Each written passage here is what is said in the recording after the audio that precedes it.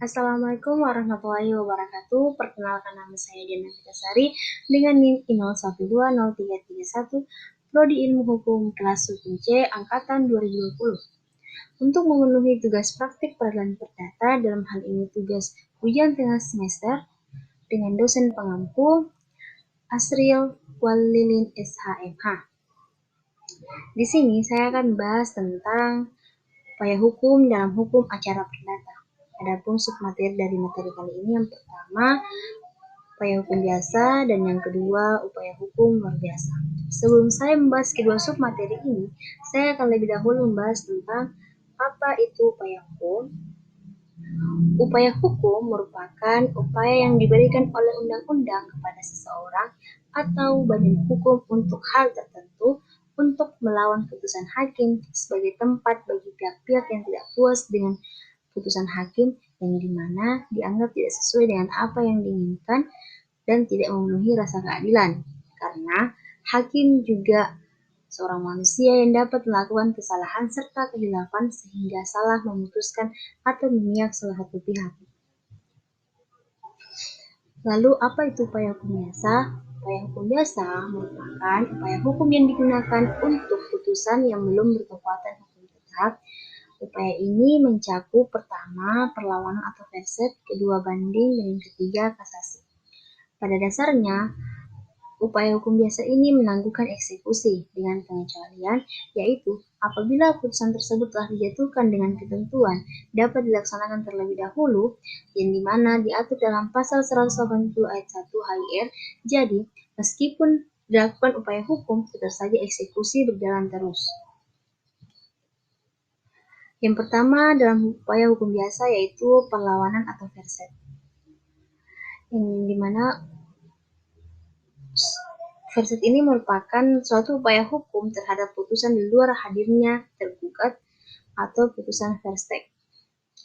Dasar hukum verset dapat dilihat dalam pasal 129 HIR. Verset dapat dilakukan dalam tempo atau tenggang waktu 14 hari, termasuk hari libur, setelah putusan verstek diberitahukan atau disampaikan kepada tergugat karena tergugat tidak hadir.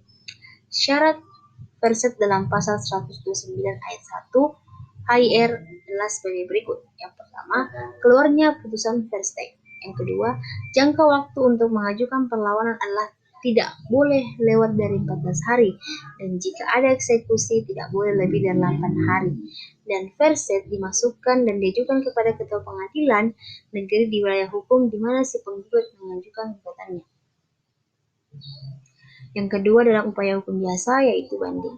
Banding merupakan upaya hukum yang dilakukan apabila salah satu pihak tidak puas terhadap putusan pengadilan negeri.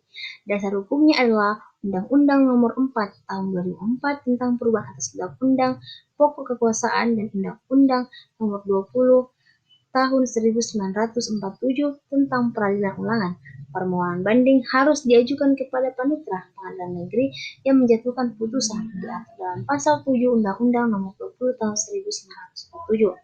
Urutan banding menurut pasal 21 Undang-Undang Nomor 4 Tahun 2004 junto pasal 9 Undang-Undang Nomor 20 Tahun 1947 mencabut ketentuan pasal 188 sampai 194 HIR sebagai berikut.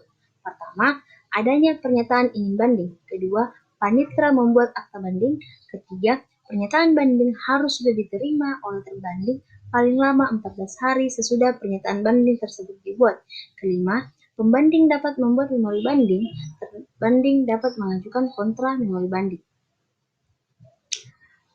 Adapun prosedur penerimaan permohonan banding, yang pertama, penggugat dan tergugat dapat mengajukan upaya hukum banding melalui panitera muda perdata pada meja pertama di pengadilan negeri dalam jangka waktu 14 hari kalender terhitung keesokan harinya setelah putusan diucapkan atau diberitahukan kepada pihak yang tidak hadir. Kedua, pemohon banding harus membayar panjar biaya permohonan banding yang dituangkan dalam SKUM.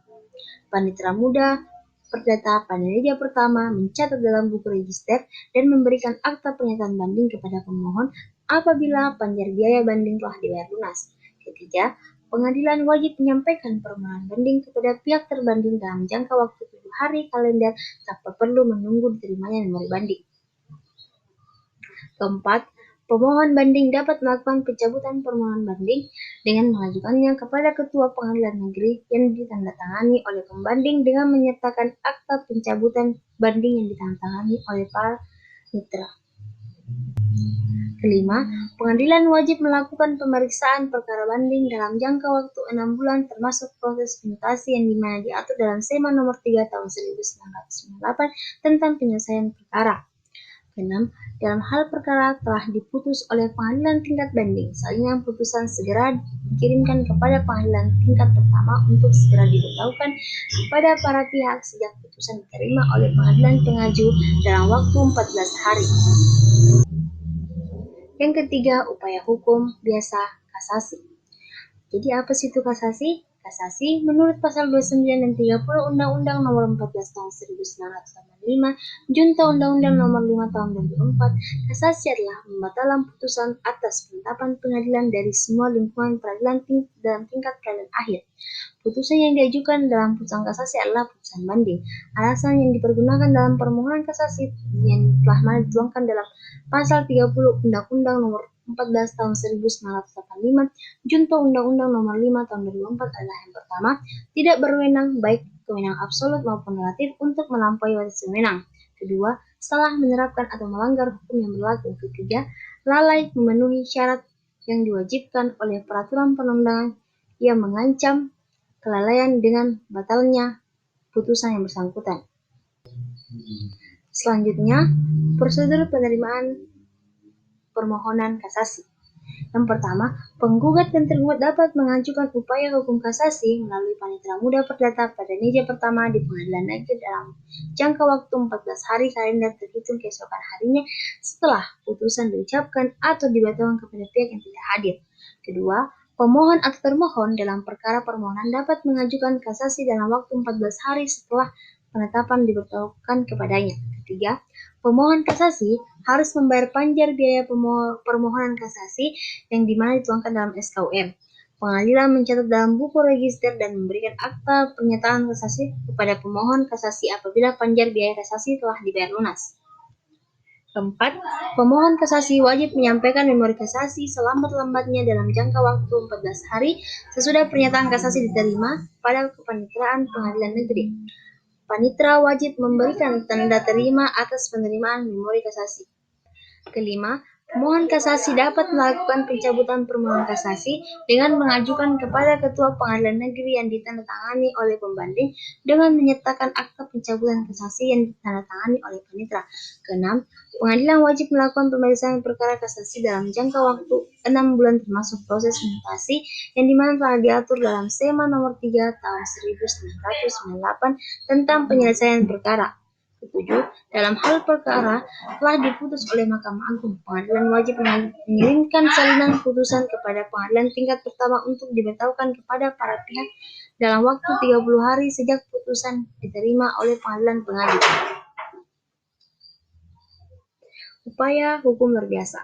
Upaya hukum luar biasa merupakan upaya yang dilakukan terhadap putusan yang telah mempunyai kekuatan hukum tetap dan pada asasnya upaya ini tidak menangguhkan eksekusi, yang dimana mencakup pertama, peninjauan kembali atau PK, yang kedua, perlawanan pihak ketiga atau dendem verset terhadap sita eksekutorial. Upaya hukum luar biasa yang pertama yaitu peninjauan kembali atau PK, yang dimana apabila terdapat hal-hal atau keadaan-keadaan yang ditentukan dengan undang-undang terhadap putusan pengadilan yang telah berkekuatan hukum tetap, dapat dimintakan peninjauan kembali kepada Mahkamah Agung dalam perkara perdata dan pidana oleh pihak-pihak yang berkepentingan, yang dimana telah diatur dalam pasal 66 sampai 77 Undang-Undang Nomor 14 Tahun 1985, Junto Undang-Undang Nomor 5 Tahun 2004. Alasan-alasan peninjauan kembali menurut pasal 67 Undang-Undang Nomor 14 Tahun 1985, Junto Undang-Undang Nomor 5 Tahun 2004 yaitu: yang pertama, ada novum atau bukti baru yang diketahui setelah perkaranya diputus yang didasarkan pada bukti-bukti yang kemudian oleh hakim pidana yang dinyatakan palsu. Kedua, apabila setelah perkara diputus ditemukan surat-surat bukti yang bersifat menentukan yang pada waktu perkara diperiksa tidak dapat ditemukan. Ketiga, apabila telah dikabulkan suatu hal yang tidak dituntut atau lebih daripada dituntut. Keempat, apabila mengenai sesuatu bagian dari tuntutan belum diputus tanpa dipertimbangkan sebab-sebabnya. Kelima, sebab-sebab dalam satu putusan terdapat suatu kehilafan hakim atau suatu ketentuan nyata. Tenggang waktu pengajuan 180 hari setelah putusan berkekuatan hukum tetap.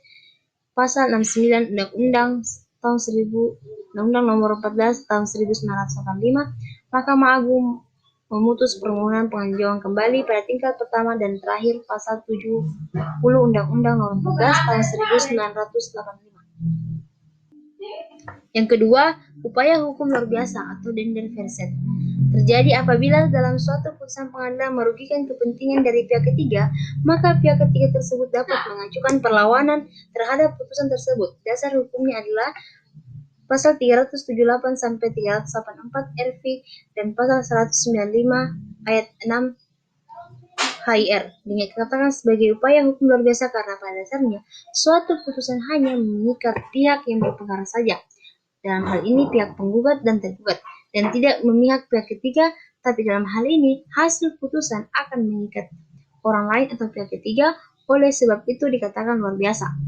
Dan dender verset diajukan ke pengadilan negeri yang memutus perkara tersebut pada tingkat pertama. Sekian penyampaian materi dari saya, kurang dan lebihnya mohon dimaafkan. Assalamualaikum warahmatullahi wabarakatuh.